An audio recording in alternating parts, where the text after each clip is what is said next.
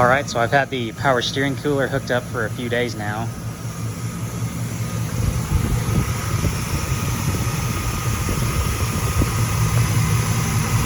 It's right under 160 degrees after driving it for probably 20 minutes with a good bit of idle time.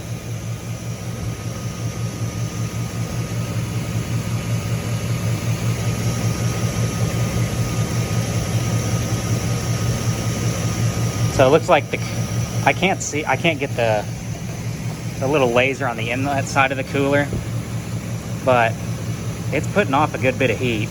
I mean, it's nothing like the trans cooler, obviously, but I feel pretty good about it.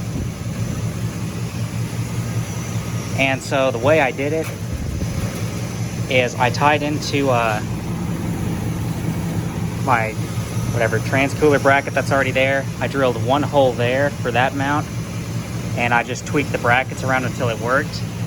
And then right down here, the rubber line, which is specific for power steering coolers and or in transmissions, depending on what kind it is. But I got the specific power steering one just because they had it. It just goes through the two holes just like that, but on this side, I put some conduit over it, you know, so it doesn't chafe or rub through anything. Everything is zip tied up and good. And then both lines go right between the power steering box and the core support. This is the inlet to the cooler. This is the outlet to the cooler. So after it goes through the cooler, it goes through my little filter again, and then back to the pump. I cleaned the filter out, and it doesn't filter out real fine materials. It's mostly just a little strainer and a magnet. But the magnet had some metal on it, not a whole lot. But I'm glad that it's there. I'm glad that it's there to catch that kind of stuff.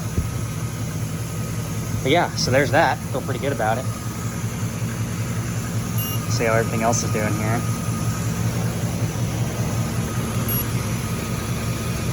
Radiator's losing a good bit of temp.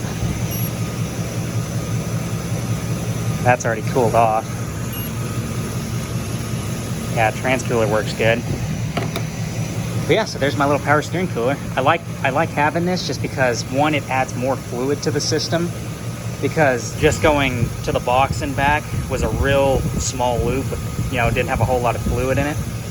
And so I've just like with when I put the oil cooler on the motor, I've increased the oil capacity, which is good. And now I have it where it can actually dissipate some heat. And where I put it, only about half the cooler is actually in the direct airstream. So hopefully in the winter, it doesn't get too cold. I really don't think it will, just because these tube and fin coolers aren't anywhere near as efficient as like this guy here, which has a thermostat. The cooler doesn't have a thermostat. There's a thermostat under the bumper for it.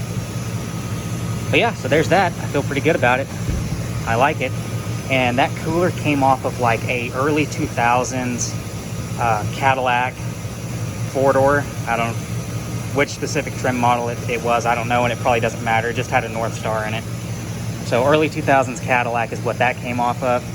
And this bar right here used to point straight out, and I used my tool and just bent it around. I actually got my tool stuck in there and had to unbend it, kind of screwed it up a bit. But it's not kinked or anything, it just looks rough. But yeah, so there's that. Pretty pleased with how it turned out.